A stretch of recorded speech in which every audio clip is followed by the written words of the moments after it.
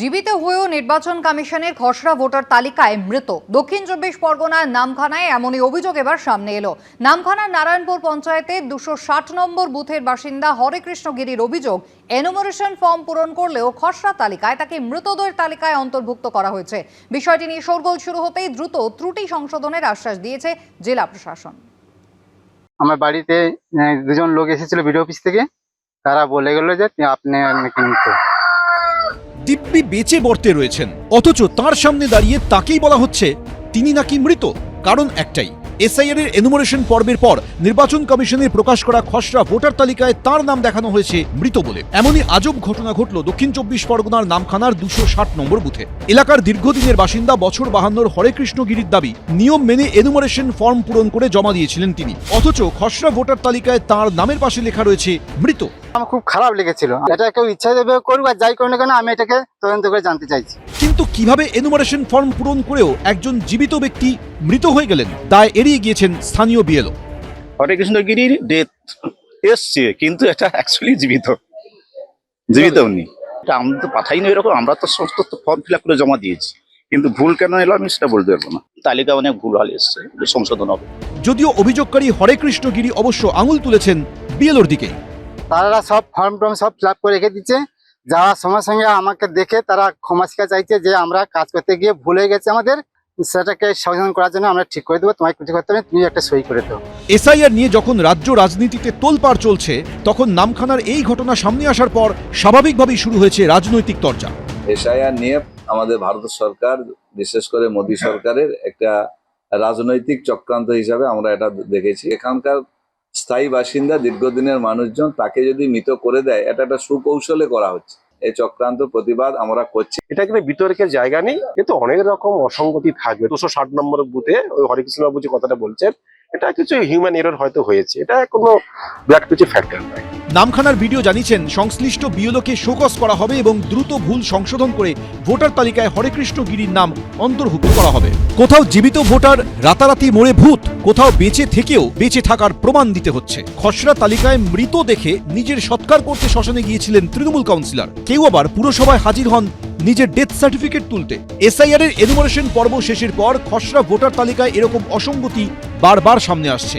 সেই তালিকাতেই এবার যোগ হলো নামখানার হরেকৃষ্ণ গিরির নাম। গৌতম মণ্ডল, এবিপি আনন্দ, দক্ষিণ ২৪ পরগনা। এসআইআর পর্বের একেবারে শেষ ধাপে এসে এবার কর্মচারীদের জন্য নতুন নির্দেশিকা জারি করলো ইস্টার্ন রেলওয়ে। সমস্ত কর্মচারীদেরকে পূরণ করতে হবে format B declaration form.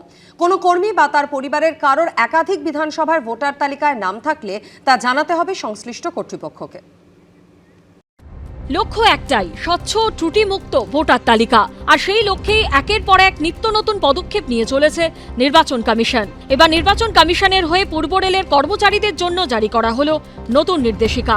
Eastern রেলওয়ের নির্দেশিকায় বলা হয়েছে, সমস্ত কর্মচারীদের পূরণ করতে হবে ফরম্যাট বি ফর্ম। তাতে ডিক্লারেশন দিতে হবে যে কর্মী বা তার পরিবারের কোনো সদস্যের নাম একাধিক বিধানসভায় নেই। এরই সঙ্গে বিভাগীয় প্রধানদের জন্য রাখা হয়েছে ফরম্যাট এ ফর্ম।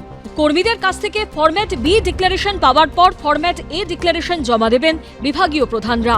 ২৪শে ডিসেম্বরের মধ্যে নোডাল অফিসারের কাছে জমা দিতে হবে ফরম্যাট এ ও ফরম্যাট বি ফর্ম। কিন্তু এই ফর্মকে এত গুরুত্ব সহকারে কেন দেখা হচ্ছে রেলের তরফে? যে ফর্ম দেওয়া হয়েছে তার উপরে স্পষ্ট লিখে দেওয়া হয়েছে ভেরি আর্জেন্ট। ২০২৫-এর এসআইআর এ দেখা গেছে প্রচুর ডবল এন্ট্রি রয়েছে, অর্থাৎ একই ব্যক্তির নাম দু জায়গায় আছে। রেলের কর্মচারীদের একটা বড় অংশেরই বদলির চাকরি। সেক্ষেত্রে একাধিক রাজ্য বা একাধিক জেলায় ভোটার তালিকায় তার বা তার পরিবারের সদস্যদের নাম থাকার সম্ভাবনা থেকেই যায়। আর এই সম্ভাবনার জায়গা থেকে এবার এক ধাপ এগিয়ে ভাবছে নির্বাচন কমিশন। তবে এই ডিক্লারেশন ফর্মে পরিষ্কার বলা হয়েছে যে জনপ্রতিনিধিত্ব আইনের ১৭ এবং ১৮ নম্বর ধারা অনুযায়ী একের অধিক জায়গায় তালিকায় নাম থাকা নিষিদ্ধ এবং আইনত দণ্ডনীয়। উজ্জ্বল মুখোপাধ্যায়ের রিপোর্ট, এবিপি আনন্দ। ঠাকুরনগরের মতুয়াবাড়িতে ফের প্রকাশ্যে বিবাদ। মণ্ডল সভাপতির নাম ঘোষণায় গড়িমসির অভিযোগ, জেলা সভাপতির গাড়িতে শিকল লাগিয়ে দেওয়ার অভিযোগ উঠল দলেরই বিধায়ক সুব্রত ঠাকুরের অনুগামীদের বিরুদ্ধে। সেই নিয়ে বাগবিতণ্ডায় জড়ালেন বিজেপি সাংসদ শান্তনু ঠাকুর এবং বিধায়ক ভাই সুব্রত ঠাকুর। আমার বাড়িতেও আসছে, আমার সঙ্গে দেখা করতে আসছে। ঠিক আছে, আমার ওর সাথে কথা। ঠাকুরনগরের মতুয়াবাড়িতে ফের প্রকাশ্যে সংঘাত। এবার বাগবিতণ্ডায় জড়ালেন দুই ভাই। বনগাঁর বিজেপি সাংসদ ও কেন্দ্রীয় জাহাজ প্রতিমন্ত্রী শান্তনু ঠাকুর এবং গাইঘাটার বিজেপি বিধায়ক সুব্রত ঠাকুর। এই তোমার সাথে আমার কথা, এদিকে আসো। আমার বাড়িতেও আসছে। অভিযোগ, নির্ধারিত সময়ের প্রায় 4 মাস পেরোলেও দুটি মণ্ডলের সভাপতির নাম ঘোষণা করছিলেন না বিজেপির বনগাঁ সাংগঠনিক জেলা সভাপতি বিকাশ ঘোষ। রবিবার সাংসদ শান্তনু ঠাকুরের সঙ্গে দেখা করতে মতুয়া বাড়িতে যান জেলা সভাপতি। অভিযোগ, তার গাড়ির চাকায় চেন দিয়ে তালা ঝুলিয়ে দেন সুব্রত ঠাকুরের অনুগামীরা। এরপর দুই ভাইয়ের মধ্যে শুরু হয় বাদানুবাদ। এই তোমার সাথে আমার কথা, এদিকে আসো। আমার বাড়িতেও আসছে। আমার সঙ্গে দেখা করতে আসছে। ঠিক আছে, আমার ওর সাথে কথা। আমার কথাটা হচ্ছে যে তুমি সেদিনকে পালায় গেল। এরপরই তড়িঘড়ি মণ্ডল সভাপতির নাম ঘোষণা করেন বিজেপির জেলা সভাপতি। জেলা সভাপতি আমার কাছে এসছে, সেখানে কিছুক্ষণ পরে শোনা গেল যে জেলা সভাপতির গাড়িতে তালা দিয়েছে শিকল দিয়ে। কে দিয়েছে? শুনলাম যে সুব্রত ঠাকুর দিয়েছে। মণ্ডল 1 যে সভাপতি, সেই সভাপতি করতে হবে, নাহলে জেলা সভাপতিকে যেতে দেওয়া হবে না।